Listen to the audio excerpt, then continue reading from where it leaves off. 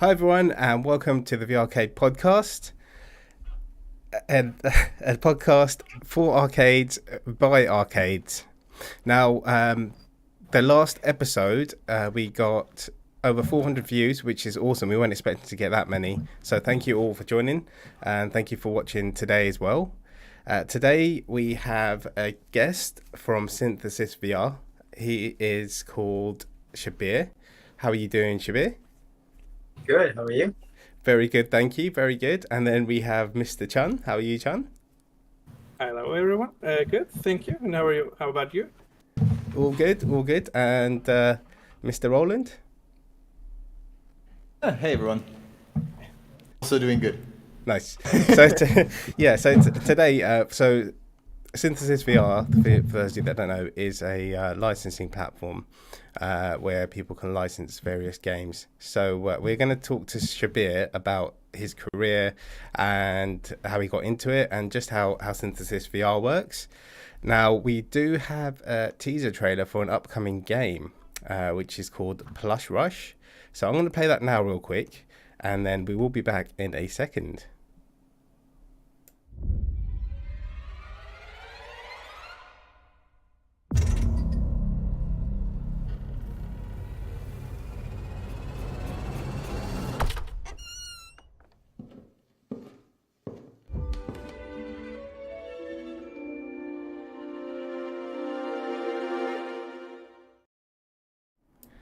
Right, there you go. Thanks for watching that little teaser trailer. There will be more coming in the near future, but for now it's just the teaser trailer, and I really like it. So yeah, good job. So Let's get. Shabeer, tell us about how you got into VR. So it's a long story short, but Kaman and I. I'm not sure if you've heard about Kaman, but he's also the co-founder of SynthesisVR. Mm-hmm. So we've known each other for more than 17, 18 years. Wow. But we used to work. I was in telecom, and he was in telecom as well, and we used to work together. And then it was getting pretty boring because of the development, the business side of it. So we thought, why not do something much more fun? So when the Oculus, the first DK1 kit came on Kickstarter, everybody started talking about VR, and we got curious as well. So we thought, why not explore this? So in 2016, I went to the San Francisco, the GDC, and tried all the VR, the Omni, the Virtuix Omni, the Vive, the OG Vive, and then I was hooked onto it. My first game was, I think, Brookhaven Experiment, so that's still one of my favorite games.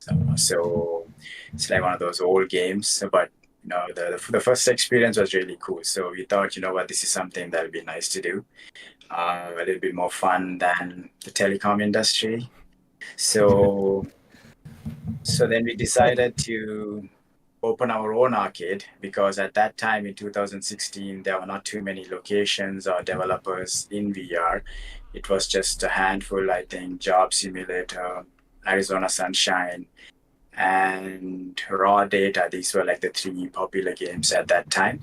And where did you guys open the first arcade? What was the first location that you had? In Los Angeles, it was called VR Territory.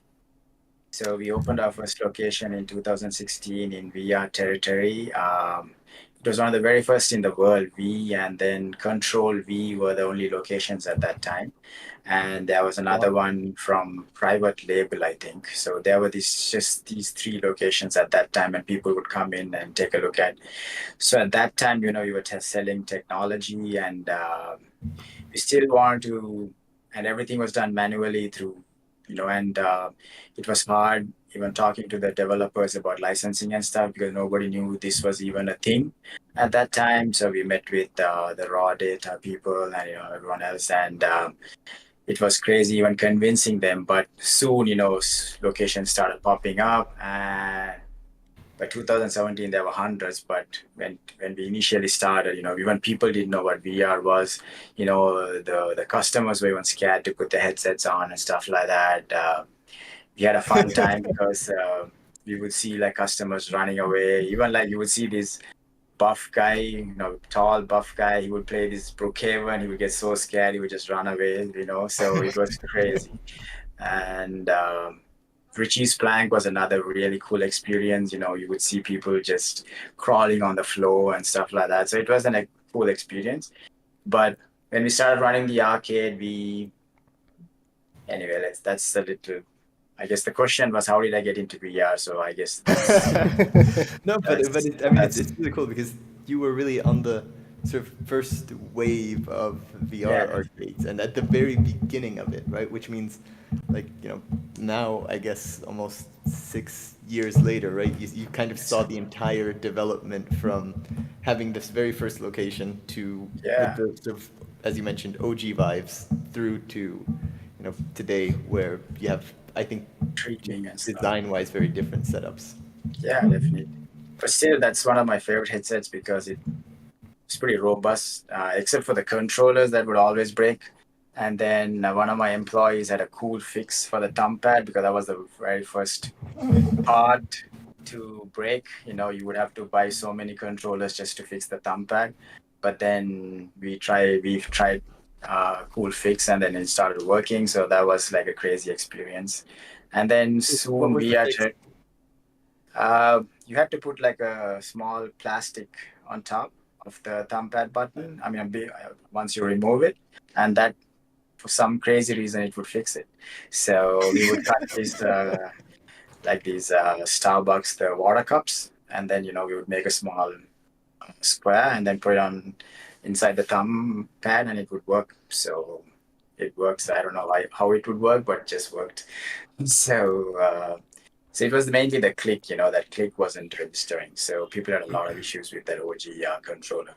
Yeah, and I guess back then not a lot of people were using VR, so it's kind of tried different things out and somebody just cut out a bit of a cup and gave it a go. Yeah. It was. Come. Yeah, go ahead. No, go ahead. No, I was just going to ask, like, with Territory VR, what is that still going, or did you kind of sell it, or? Yeah, so VR Territory, we had 4 locations in the end. So one in Georgia, Savannah, another one in Canada, St. Catharines, another one in Florida, Orlando. So we had 4 locations, but then when COVID came in, we decided, and also Synthesis was getting pretty busy, so I didn't have time to juggle between both because, running an arcade, Roland can attest to it. It's pretty busy. It's crazy. So, and also the paperwork, so I thought, let's just close that down and concentrate on Synthesis. Yeah. I mean, we had a bit of a similar experience when it came to when we started Brilliant. We actually had sort of a real escape room business where we physically still built the rooms before we switched to VR, and it was a similar decision process that we saw that we can't really focus on both to the extent that we'd like to, and that's where we also decided that it's best to sort of pass on the escape room business and then fully focus on VR. Yeah. So I completely understand the decision. Yeah. Although I'd love to say that we got around the whole hacking our own hardware, like with these kind of hacked fixes of things that just seem to work.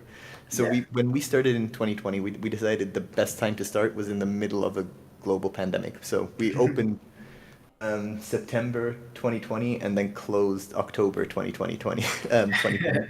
So it was just excellent timing. But it was actually we had a similar story with the backpack PCs, that the backpack PCs we bought turned out not to have enough voltage for the headsets we planned on using them with. So we had to sort of separately install a little alternator into each of the PCs to then have the right current to work with the headset. And just these iterative hacking processes are quite good. I believe they call it MacGyverism. Is that right? Yes. How did the idea of SynthesisVR How did that come about? From having the arcade locations to going into Synthesis? Thing was, even in telecom, our whole background was into development, especially common, and I was running the business side of it.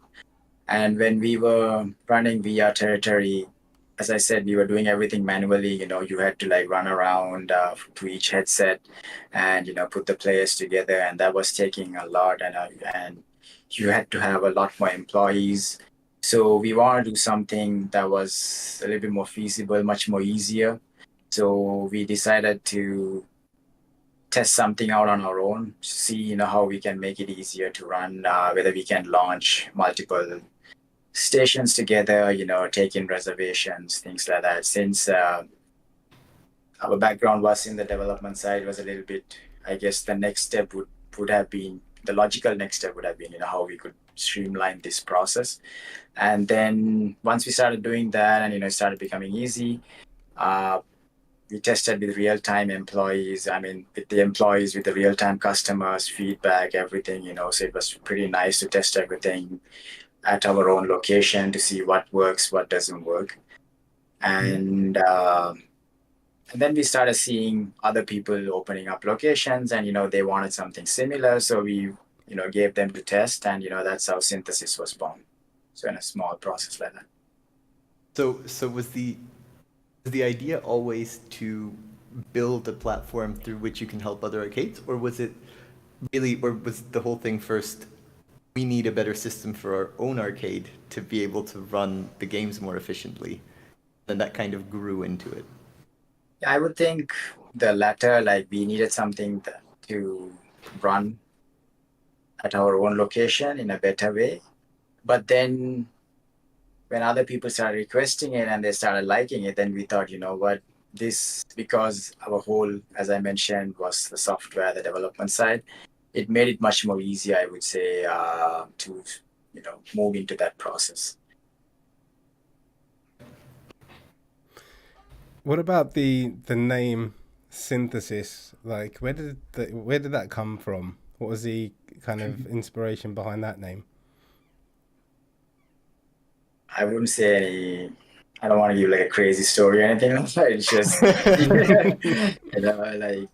some made up story. So it was just, I guess we were just brainstorming, me and Kaman, some multiple names. I guess the name Synthesis is associated with software. And I'm not sure if you've heard about it, there's so many like synergy, synthetic, synthesis, all these names. So we thought, something similar. We liked it. And Kaman is the one I think suggested it, so we really liked it. So I thought, let's just go with it. And then even the logo, I just got inspiration from the South Korean flag and the Olympic, the logos where it's like twirling together. It's like yin and a yang, and we just made some logo, and then it just worked well. So there was no like crazy $100 million idea or anything like that. It's just. No, but I like how specific it was and the logo came from the South Korean flag. So, what makes Synthesis VR so unique to other platforms? I mean, that's something we can be proud of because we're constantly, I'm not sure if Roland can attest to it, I'm not sure, but we are constantly developing the platform. It's not something that's stagnant. We are always trying to develop. Even before mixed reality was a thing, we incorporated mixed reality with Synthesis platforms. So if you had OBS and if you had like a webcam, you could pretty much do mixed reality through Synthesis and record on the fly. Even that's something that we used at VR territory with all the birthday parties and stuff, so the kids and the parents can see. So these are some of the features that no one even had before, and we started doing, and it was easier for us also to test these with our locations at hand. And, people would come and ask us, hey, can you do this? Can you do that? And Kaman being the genius he is, I think we started doing crazy stuff. And even now, I think we are one of the very first platforms to do free roam and room scale at the same time. even before free roam. When people started doing free roam, it was just the free roam. They had their own launcher, but you could do something where a third-party platform could do these things. And now we do support like the PC-based headsets, the Android headsets like Quest 2, the Focus 3s, the Picos. So we are constantly developing. So I think that's something that we stand out, like even though we don't have the best games or we might not have something, but we, as a platform, we are constantly developing, trying to make sure that whatever new is in the industry, we are trying to cover it, at least help people. And another thing that's I think would stand out is our customer service. I think that we can be proud of because we are always. So I think so we have a specific Rotten Apple Discord for arcades that use Rotten Apple, right? Where we're also sort of providing our own customer service to answer questions that come through.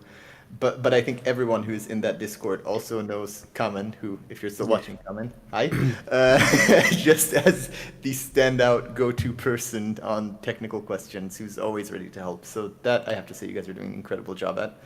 And I also think that right, what you mentioned, the approach of continuous development and continuously developing a platform, especially in a market like VR where it's changing really fast, it's definitely the right way to go.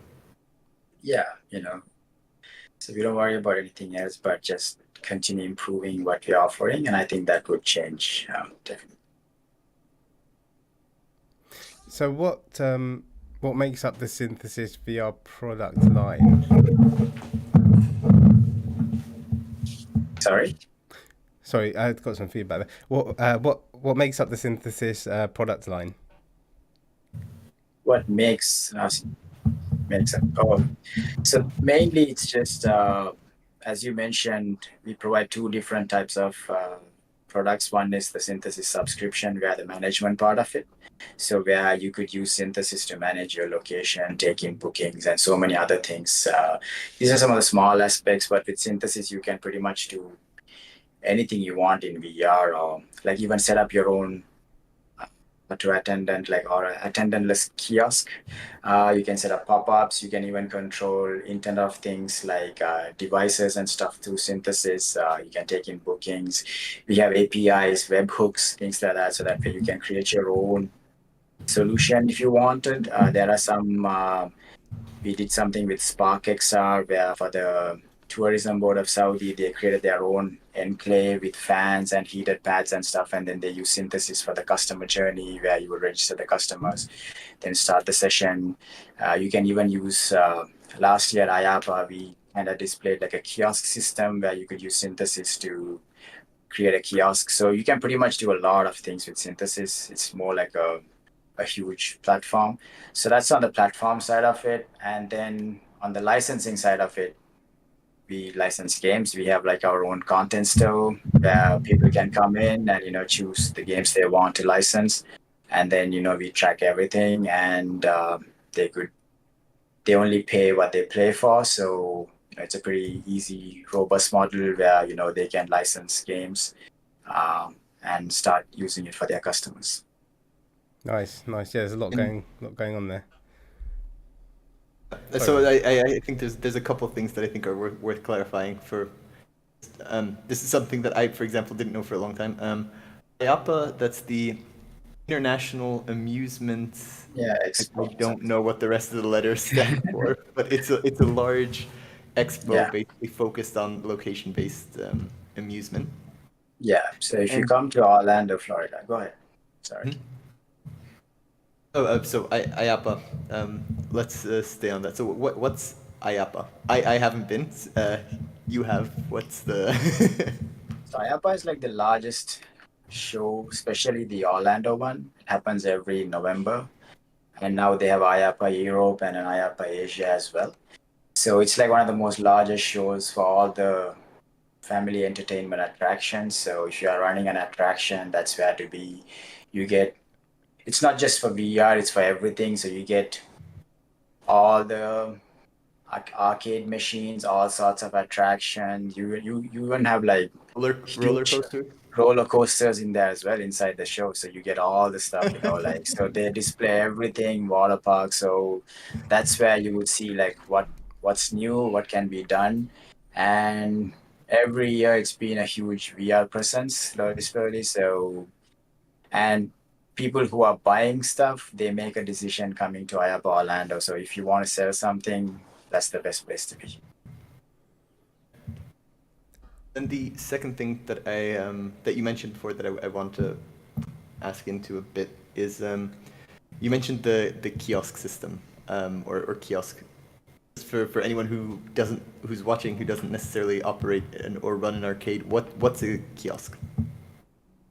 Kiosk is like, if you've been to any arcade, I don't know, Dave and Buster or any other arcades, you put a coin in and you can start playing.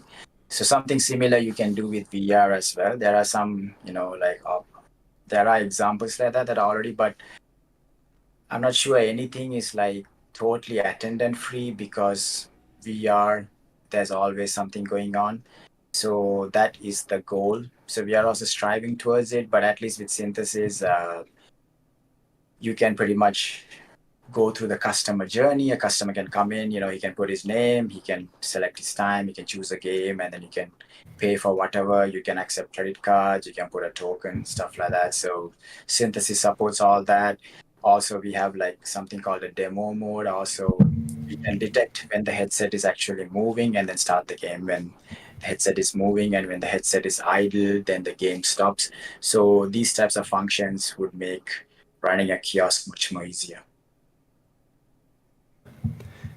And then, so you mentioned, I guess, three aspects. One is the arcade management, reservation management. Second part is the licensing and content licensing, and the third part is the kind of kiosk system that you're also looking into. Did I get that right? Yeah, it's just not the kiosk, but the arcade management and the licensing are more like the straightforward parts of Synthesis, but using Synthesis with our pro features like APIs, webhooks, and all the other crazy stuff that we have, you can build your own kiosk, you can build your own solution. So that's what Synthesis offers, So it's not just for kiosk. Kiosk is just an example. So which products would you recommend to which users? Or who do you think it would be best suited for, like the reservation system in part? Or do you see people using the reservation system but not necessarily content licensing? What's your experience been? So I guess initially people wanted the management as well as, so it depends, what sort of an arcade you're running. If you're running a multi-dimensional arcade where you have multiple entertainments, not just VR, then you might use a different reservation or a ticketing system that supports, like maybe if you're running a bowling or something, you might not like using Synthesis reservation because you already have something for your bowling or, for your laser tag or something like that. So in that case, the launch or the management, just the management aspect of it would make sense. But if you're running like a VR arcade, then you could use Synthesis for your reservations, for your management, your licensing, and everything. So it basically depends on what you're running. If you're running a large scale family entertainment center, they all run those cashless card systems. So for those, they don't have any reservations, more like walk-in customers and stuff. So you only need Synthesis to like license, launch, manage that part of it. And then you can use the cashless system, incorporate it with Synthesis, and you can deduct the credits and stuff like that. So it depends what you're running. But if you're like a regular VR arcade with just VR, then you could use Synthesis for everything. Lots of very cool. Yeah, that's a lot of things going on there. That's a lot, and considering that like it wasn't really planned, like was it for it to kind of snowball into all of this kind of stuff, or did you ever have like a vision that it would kind of get a lot bigger? I know our vision was always, once we started doing it, we always wanted to continue developing it and make sure that we support So, Kaman would go into his lab and, not talk to anybody and start building stuff. And then, so, that worked out well. So, yeah. So, and also when there's a new product and when customers ask, can we do this? Can we do that? We take it as a challenge and, we Yeah. try to do it. So, but that's something that's worked well for us, but it has also not, in certain cases, we might get too complicated and people might see us a little bit more complicated than the regular systems, but it is what it is. Yeah. What trends are you seeing in the arcade market as a platform operator? What kind of trends are you seeing at the moment? I think Roland could attest, be more experienced on that, but in my experience of talking about the new trends, right, at the arcades. Mm-hmm. So from the requests we are getting and what we are seeing, it's more going into the wireless streaming side of it, as well as, I would say, the standalone headsets are going to take precedence more than the PC-based headsets. Especially the war, the inflation is what's, I think, accelerating that thing, because in Europe, because we deal with a lot of European locations, the power, the electricity seems very expensive compared to America and Canada. So, running a PC, high-end PC might be very, costly, especially, if you're running for like 12 hours every day. So people are looking into going the standalone route with just one PC, multiple headsets. So that way, the initial investment is much lower, as well as they could provide a similar experience. Graphics wise, it might not be the same, but now with Focus 3 and the Quest 3 and the Pros, they're coming up, they're catching up. I would still say, you can match the PC graphics, but in terms of like making it much more easier to use, the cost effectiveness. So I do see a trend where people are slowly going to move towards the standalone headsets.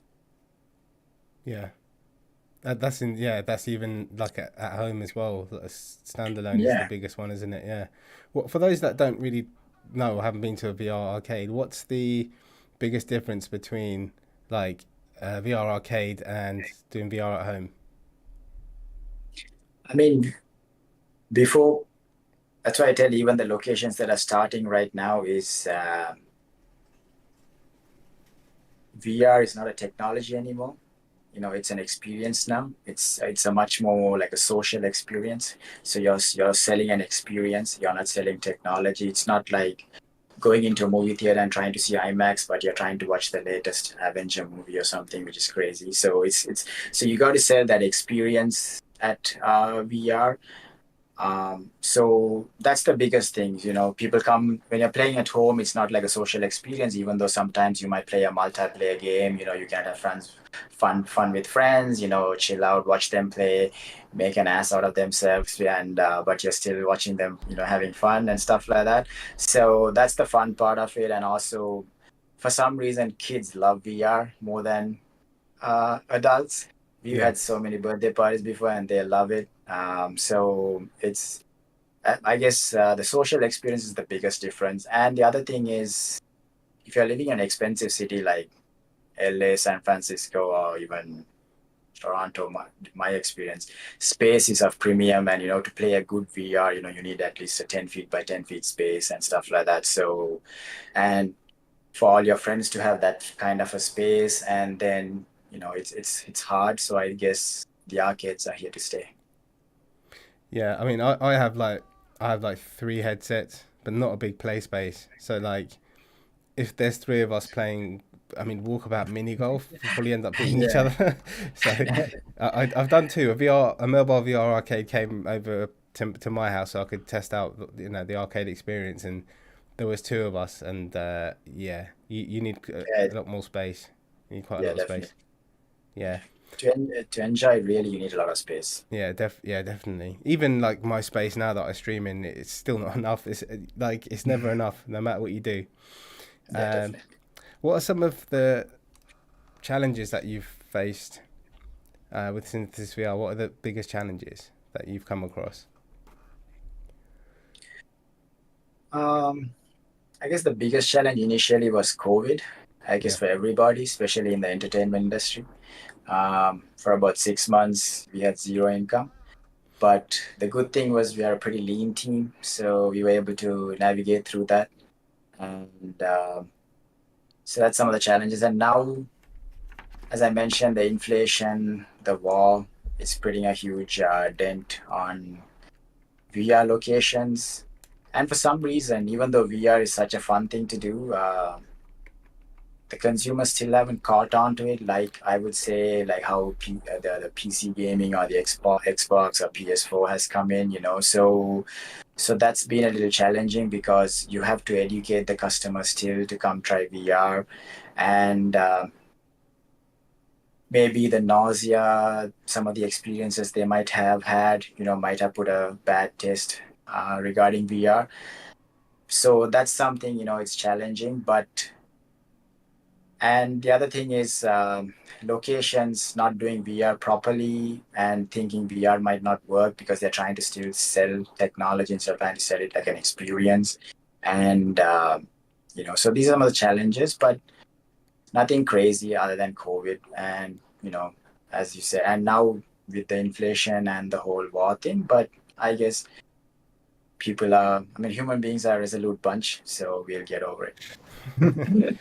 Yeah, it's hard to sell, like, because I've always worked in sales, and if you've got a great product and you're on the phone to someone, it's just like you can't sell it. Like, you need to see it, don't you? You have to come in and have a look around or have a look at the headset itself. Yeah, even the best trailers don't do justice to VR, because if you see any trailer, it would look like it's nothing. Like it would look like a kid's game. But if you play it in VR, it's a whole different experience. So I guess making that leap, I guess in a way having Quests and PS2 VR, PSVR, it helps the arcades because you might think it's not, but actually it helps because it's educating the customers what VR is. And then, once people get more familiar with VR and VR becomes part of their daily life, it's going to be huge. Yeah, because I spoke. Sorry, Alan. I was just going to say I've spoken to arcades, and a lot of them have actually said people come here to try out new games before they buy them. Yeah, that's a huge thing. It happened with Beat Saber as well because Beat Saber super hard. They got so popular, but people used to try at arcades first, and then they would go and buy it. Yeah, for sure. Sorry, Roland, what are you going to say? Something? It's just I think from an arcade point of view, it's actually a bit of a double-edged sword, which is you want VR adoption, right? You want broader adoption. On the other hand, you don't want too broad adoption, right? So the fact that the dissemination of VR to at-home users has been slower than expected, can indirectly actually be benefiting arcades right? It still leaves VR as something that's really unique that a lot of people haven't experienced, and a large part of what we're seeing are also team events that come in where usually you'd have one person who has some experience with VR or has been in a VR arcade and then just pitches the idea to the rest of the team who have never been in a VR arcade to, hey, this should be our team event this year. And that we're actually seeing quite a strong increase in. And if a location would provide an experience that cannot be mimicked at home, that's the way to go. Because if you're still, because that's why I think there's a shift with free roam and all these arena-based games and stuff like that. Those are getting more and more popular because that's something that cannot be played at home. Hard to find a 20 feet by 20 feet space with all your friends to play without a pillar or something in between, or some furniture. So the locations also have to, I guess, it's not 2016 anymore where we are, oh my God, it's crazy. It's now 2023. The locations also have to adapt and start providing these experiences where they cannot be mimicked at home. Yeah, free roam it's crazy. Like the amount of people, like you said, you can get involved. Because my cousin was saying he went to an VR arcade. He's got the Quest 2, and then he goes, the game wasn't. I don't remember play, but he just said the game wasn't all that. But he said it was so much fun just because he was in the same space as his friends. Yeah. and that makes it a lot. yeah, and that's the biggest attraction, I think. Once people get the bug, you do get quite a few regular customers in. Yeah, definitely. When we were running VR, we had a crazy couple that wanted to finish Arizona Sunshine, so they would come in every day in their Bentley, and they would play Arizona Sunshine together, like for like hours. Yeah, So we've had some customers like that. yeah, when they probably had enough money to buy the arcade themselves, right? I know, definitely. What can you share, like, about the future of Synthesis? What have you got planned that you can share? Obviously, a lot of it's not, you're not going to be able to share, but like, is there anything that you could share with us? We're gonna do something crazy that's, I think, going to be a huge impact, I would say. So we are planning to release that within the next month. Ooh. So it's gonna be something really soon. Because we also, like, because of all the issues that I mentioned, we've also rethought like a whole the business model and things like that, and we are planning to do something. So that's something really nice and exciting. And then that was I guess just that's big enough to get me really interested in what it is. yeah. So that's something I think you would know in about a couple of weeks, or maybe 2 to 4 weeks. So we are plotting on that. And then I'm not sure if you've ever heard, but we now support, like, Synthesis supports like the focus tree and the Pico, like the enterprise, where you can like use Synthesis and pretty much automate most of the functions if you have an LB licensing. So that's something we worked on, and it's worked very well. And hopefully also we are planning to support like the streaming using Quark XR with these devices as well. So that's something we're working on. And we're pretty, even though entertainment has been our bread and butter, yes, we might move into, not move, but also focus on the enterprise edition as well, because of VR now becoming a trend in enterprise for training and stuff like that. So these are the things that we are focusing on. Yeah. Sorry? I just said very nice. Yeah. I mean, VR training in VR is catching on. It's getting. It's huge. It's huge. Yeah. A few years. I think another thing that people did during the pandemic was start thinking about creating actual training in VR, immersive training. My friend, he's a firefighter, and yeah, he's done some bits and pieces. He said it's amazing, and there's no like the risk of life is like cut down by like so much when you're not actually, well, to zero basically, isn't it? Really, when you're not in that actual scenario. So no, even large companies like Emirates, they are training their employees, or the hostesses and everyone in VR, because it actually improves by 60%, and also they're reducing costs by almost half of it, because they don't have to arrange an actual plane and stuff like that. Everything is in VR, and you can also, the other cool thing with training is you can do it over and over again, because imagine if you do a surgery training, you can't cut the guy open all the time, so but with VR you can do it as many times as you want, so it helps with the repetition part of it as well. Yeah, and like you said, so did you say it was 60% more kind of people learn? Yeah, the retention rate is much higher, and even in education it's becoming big as well, because when you're learning in books or with videos, it does, sometimes you might not concentrate, but with VR you're actually doing it. So they've actually, the retention rate, people passing exams have been much more high.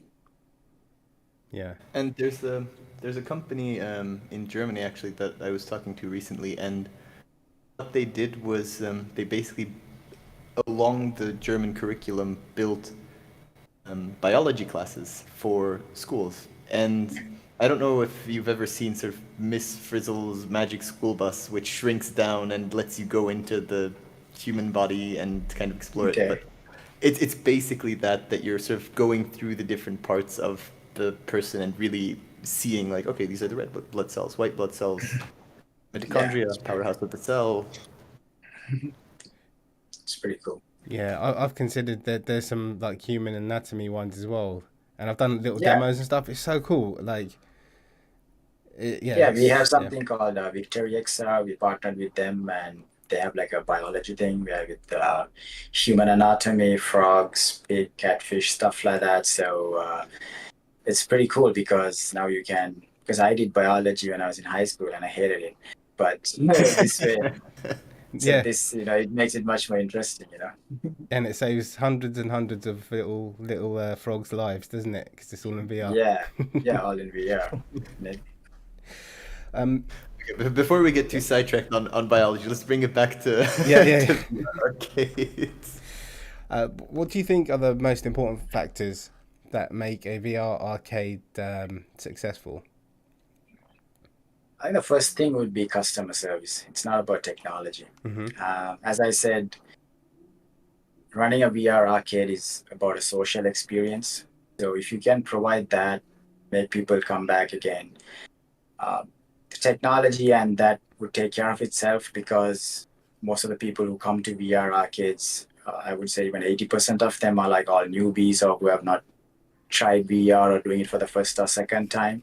So they are going to be amazed by the technology and how VR is. And, so the main thing is customer service. And the other mistake that a lot of VR arcades do is they try to put like 50, 100, 200 games and try to let the customers, but you're not selling games, you're selling an experience. So it's about selecting a handful of games, making sure that your employees are aware of it, and training the employees properly so that they can guide the customers and selling them an experience saying, hey, do you want to save the world from zombies? Try Rotten Apple, something like that. So, so you got to play to the crowd. You got to see how the people are, what sort of experience they like, instead of trying to put something that you would like for them.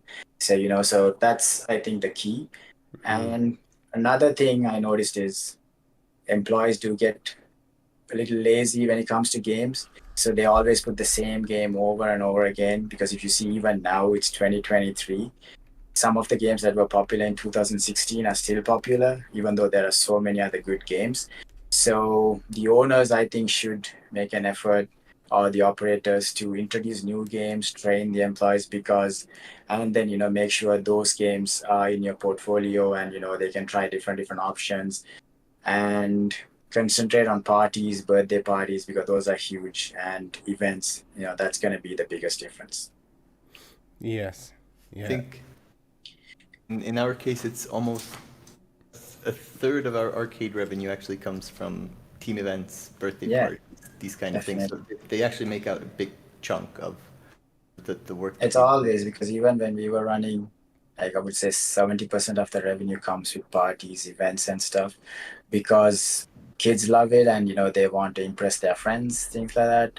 And also for corporate events, but VR works very well. Yeah, I did see one of the sort of, before we move on, one of the other things you said that I thought was really interesting is that you sort of really build it into an experience, that it's not the games you're selling, it's the experience of sort of the joint social activity.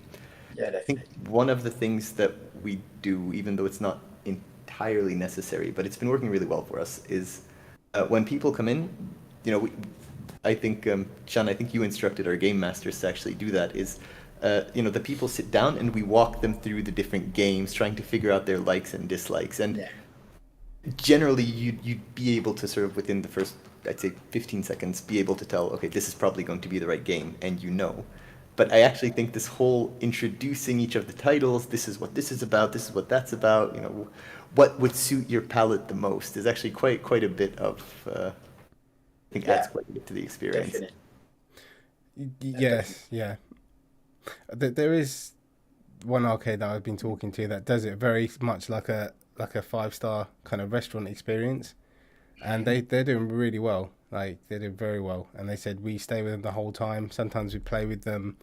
There's not loads of games on offer, but what we select with they do a lot of stringent testing to make sure that it fits up to their standards. And I've even seen arcades with, like, on their webpage, we've got 500 games, And I'm just like, how do you choose? It's yeah. I think a smaller selection of good quality is always better than people looking at a web page and they'll just be like, right, this is too much for my brain, and then just go somewhere else. Or they might pick a game that's not suitable for an arcade or playing together. They might have a bad experience, and that's going to reflect on your location. Yeah. So you don't want that to happen. Yeah. What would you say is the one biggest challenge for someone that's, say, opening up a VR arcade or owns a VR arcade?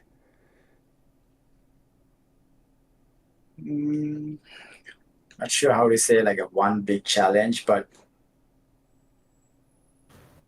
I guess getting their location. Yeah, I guess getting their location popular would be the biggest challenge, because people have to know.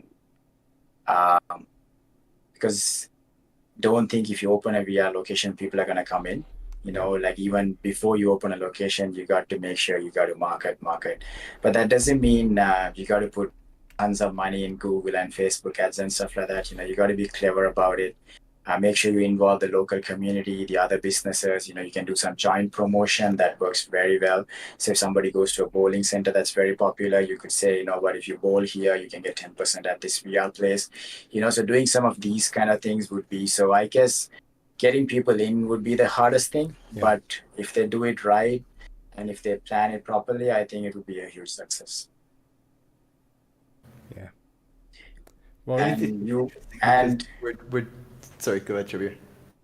And VR is a hands-on business. It's not like something you just open and you forget about it. It's a lot of hands-on, so you got to be ready for that.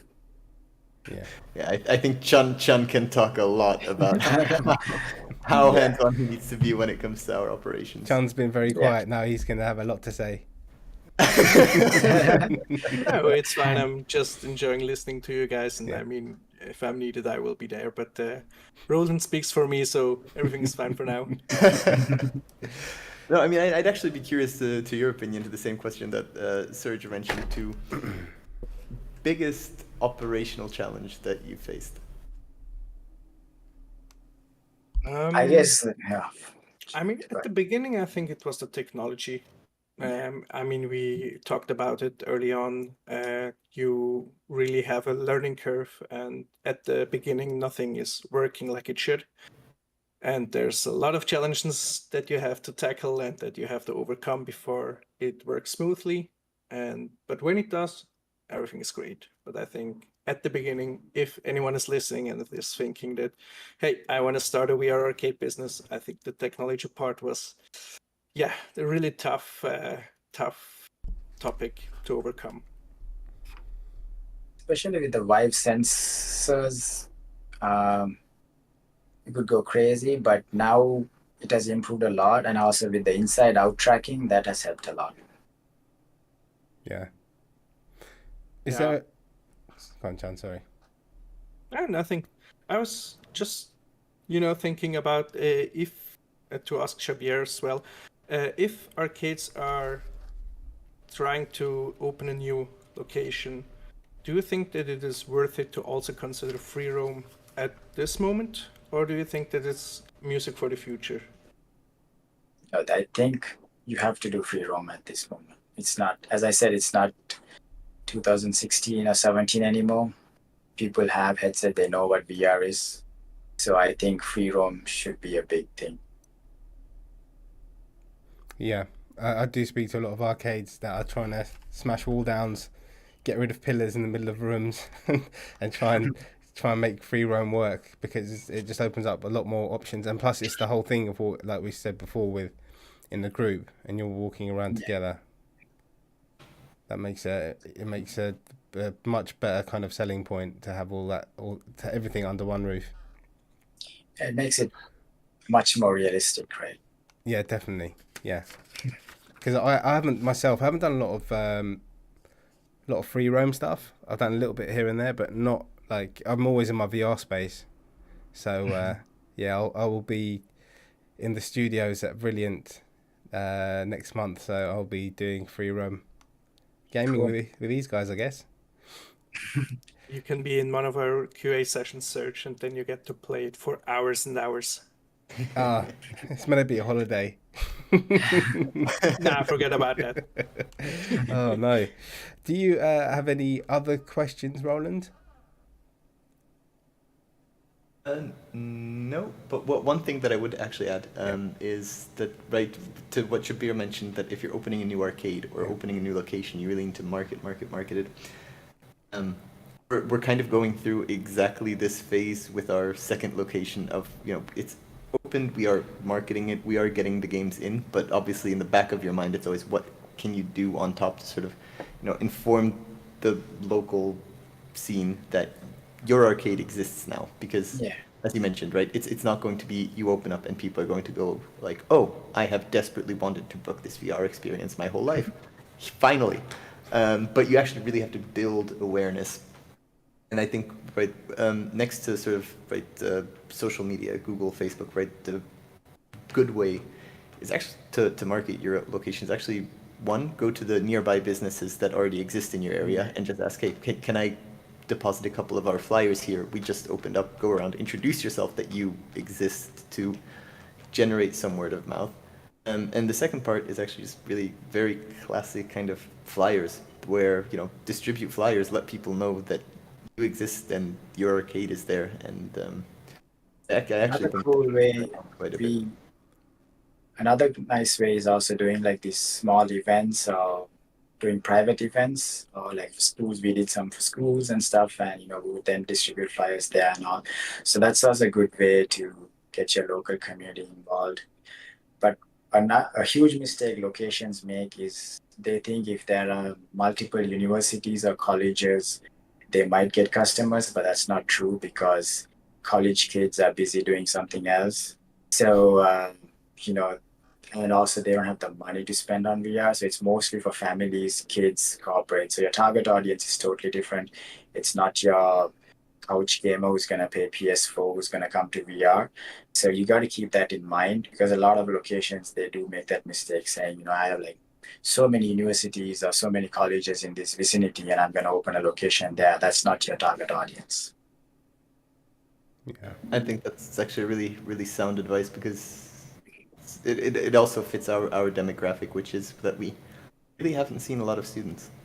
Yeah, we even offered free, like if you're a student here, we had a huge popular university next to our arcade. We've got just a handful. So they're busy drinking and partying. So yeah. VR is not for them. Do you have any other questions? Do you have any questions at all, Chun? I mean, maybe not directly to Synthesis, but Shabeer as a person, do you also enjoy playing VR games in your free time? Do you even have this kind of options? And if you do you have a favorite VR game maybe? Nothing like favorite, but I do play because we do a lot of testing and stuff. So I do get to play the games and stuff.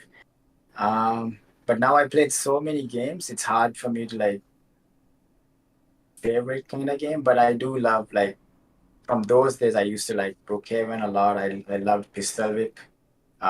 We used to play Beat Saber all the time, but Pistol Whip was one of my favorite games. And Arizona Sunshine was, hopefully Rotten Apple would be there now. But the newer games, I'm not a huge fan of like playing it all the time, because I'm mostly like testing it and stuff like that. So when I used to play, it was the older games that I'm a big fan of. Yeah. What headsets? I love Blaston. I like Blaston. Blaston, yeah. That's a good game. Is there any particular game you're looking forward to, like that's coming up in the next 6 months? Flush, I would say. That is a very good answer. Well, Shabeer, it's been great talking to you, and you're giving your insights into how Synthesis started, and like all about working in the industry as well. It's been great hearing what you have to say. It's been a learning experience for me as well, definitely. I'm sure for everyone else and everyone watching. Yeah, thank you so much. It was a pleasure being here, and I'm so happy to share my thoughts. And I'm sure Roland mostly is aware of all this, so it's cool. Yeah. Right. Thank you everyone for watching. We will be back in 2 weeks, and it will be possibly having another guest in, and we'll talk about VR arcades and how they run and the industry in general and what's been going on. So thanks a lot for watching. Thank you to Shabeer. Thank you very much. Thank you, Roland. And Mr. Chan. Very much, guys. Thanks for being a great host, Serge. And thanks everyone for watching. Cheers, guys. Catch you next time. Yeah, see you in 2 weeks.